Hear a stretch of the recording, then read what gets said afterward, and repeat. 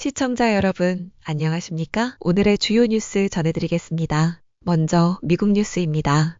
미국이 이란의 핵시설을 공습한 지 하루가 지난 지금 세계 각국의 엇갈린 반응이 이어지고 있습니다.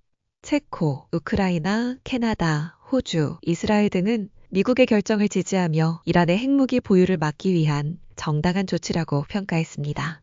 반면 프랑스, 독일, 중국, 러시아, 칠레 등은 공습이 국제법을 위반했다며 강하게 반발했습니다. 이란은 미국의 행동을 용납할 수 없는 침략이라고 규정하며 영원히 기억될 결과를 경고했고 유엔 안보리 긴급회의를 요청했습니다. 북한은 주권국가의 영토와 안보 이익을 짓밟는 폭력행위라고 비난했고 파키스탄은 국제법을 무시한 일방적 공격이라며 이란의 방어권을 인정했습니다. 국제원자력기구는 긴급회의를 소집하고 현재까지 군사공격으로 인한 방사능 누출은 없는 것으로 확인했습니다. 다음 뉴스입니다. 트럼프 대통령이 소셜미디어를 통해 이란 정권교체 가능성을 처음으로 공개 언급했습니다.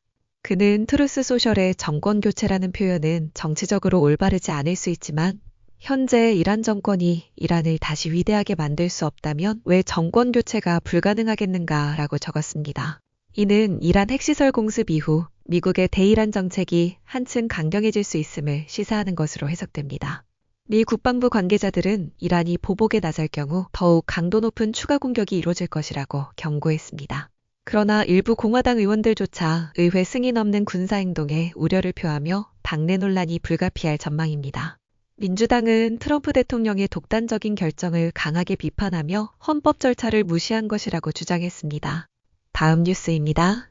로이터의 단독 보도에 따르면 미국 정부는 중국 인공지능 기업 딥시크가 베이징의 군사 및 정보작전에 협력했다고 밝혔습니다.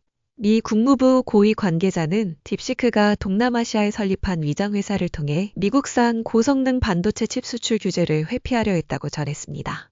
특히 딥시크는 미국의 금수 조치에도 불구하고 엔비디아의 H100 칩을 다량 확보하고 있으며 이를 해외 데이터 센터를 통해 원격으로 운용하고 있다는 의혹도 제기됐습니다.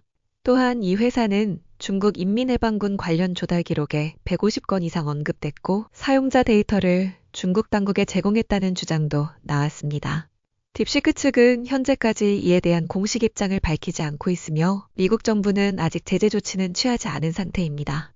하지만 미 당국은 추가적인 수출 통제나 제재 가능성을 열어두고 있어 딥시크를 둘러싼 논란은 더욱 확산될 전망입니다. 다음 뉴스입니다. 트럼프 행정부가 오바마 케어에 대한 대대적인 개편안을 발표했습니다. 연방 차원의 건강보험 등록 기간을 11월 1일부터 12월 31일까지로 단축하고 불법 체류 청년 이민자, 이른바 드리머에 대한 건강보험 적용을 전면 중단하기로 했습니다. 이는 바이든 행정부 시절 약 14만 7천 명에게 보험 가입을 허용한 정책을 되돌리는 조치입니다. 이와 함께 성전환 치료를 포함한 성 관련 의료 혜택도 2026년부터는 필수 보장 항목에서 제외됩니다. 행정부는 이번 조치들이 허위 가입과 예산 낭비를 막고 연간 최대 120억 달러의 예산을 절감할 수 있다고 주장했습니다. 반면 민주당과 시민단체들은 소외계층에 대한 접근성을 크게 제한할 것이라며 강하게 반발하고 있습니다. 다음 뉴스입니다. 이스라엘의 기습공습과 미국의 이란 핵시설 타격 이후 국제유가가 5개월 만에 최고치를 찍었다가 다시 하락세로 돌아섰습니다. 브렌트유는 배럴당 81달러 선까지 올랐다가 현재는 76달러대에서 거래되고 있으며 미국산 서부 텍사스 원유도 한때 4.6% 급등했다가 대부분의 상승폭을 반납했습니다. 로이터에 따르면 이란의 즉각적인 보복이 없었던 것이 원인으로 분석됩니다. 하지만 분석가들은 호르무즈 해협과 중동 내 에너지 시설이 실제로 공격받을 경우 유가는 급등하고 세계 경제에도 충격이 불가피하다고 전망합니다. 현재 하루 약 2,100만 배럴의 원유가 호르무즈 해협을 통해 운송되고 있으며 선박 일부는 이미 항로를 변경하고 있는 것으로 확인됐습니다. 미국과 이란의 긴장이 장기화될 경우 유가 상승과 글로벌 인플레이션 압박이 현실화될 수 있다는 우려가 커지고 있습니다. 다음은 한국 뉴스입니다. 이재명 대통령이 오는 24일부터 이틀간 네덜란드 헤이그에서 열리는 나토 정상회의에 불참하기로 결정했습니다. 대통령을 대신해 위성락 국가안보실장이 참석할 예정이며 대통령실은 국내 현안과 중동 정세를 불참 이유로 들었습니다. 이에 대해 국민의힘은 명백한 외교적 오판이라며 강하게 비판했습니다. 김용태 비상대책위원장은 한국 외교의 정체성을 훼손하고 한반도의 이슈에 소극적으로 비칠 수 있다고 우려를 표했습니다. 국회 외교국방 관련 의원들도 이번 회의는 방산수출 확대와 글로벌 외교 공조의 기회였다며 아쉬움을 나타냈습니다.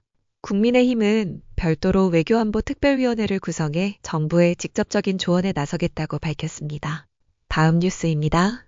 국회가 총리 후보자와 장관 후보자들의 인사청문회를 앞두고 긴장 국면에 접어들었습니다. 24일부터 이틀간 김민석 국무총리 후보자의 청문회가 예정된 가운데 이어서 10명의 장관 후보자들에 대한 검증도 줄줄이 진행됩니다.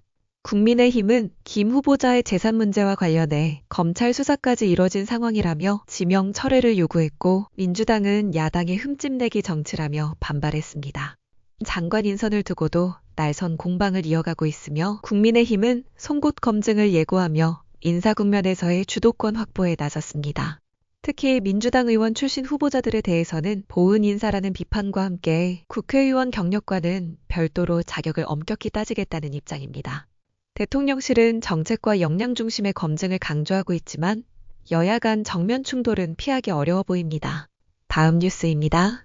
KBS가 45년간 동결된 수신료 인상을 다시 추진합니다.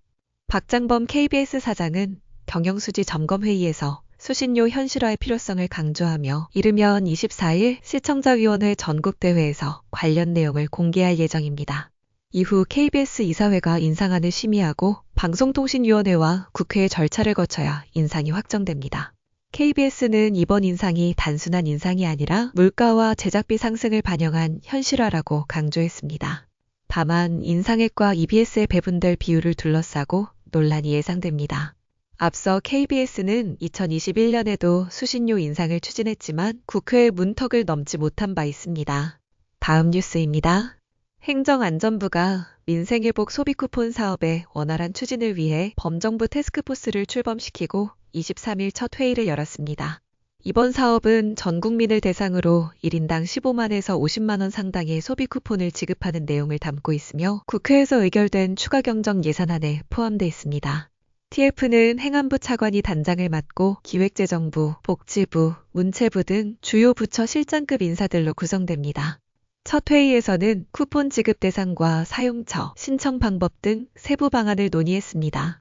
김민재 행안부 장관 직무대행은 국회에서 추경안이 통과되는 즉시 신속히 지급할 수 있도록 철저히 준비하겠다고 밝혔습니다. 정부는 이번 소비 쿠폰을 통해 경기 활성화와 민생 회복을 동시에 도모할 계획입니다. 마지막 뉴스입니다. 정부가 여름철 전기요금을 동결하기로 결정했습니다.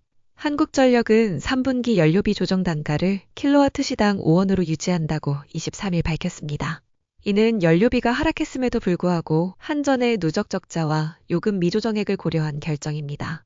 지난해 말 기준 한전의 총부채는 205조 원에 달하며 여전히 30조 원 넘는 영업적자가 남아있는 상황입니다. 전력당국은 전기요금 인상이 물가에 미치는 영향을 우려해 동결을 선택한 것으로 보입니다. 향후 초고압 송전망 등 대형에너지 인프라 사업을 위한 재정 투입도 전기요금 정책에 영향을 줄 전망입니다. 이상으로 오늘의 뉴스를 마칩니다. 시청해주셔서 감사합니다.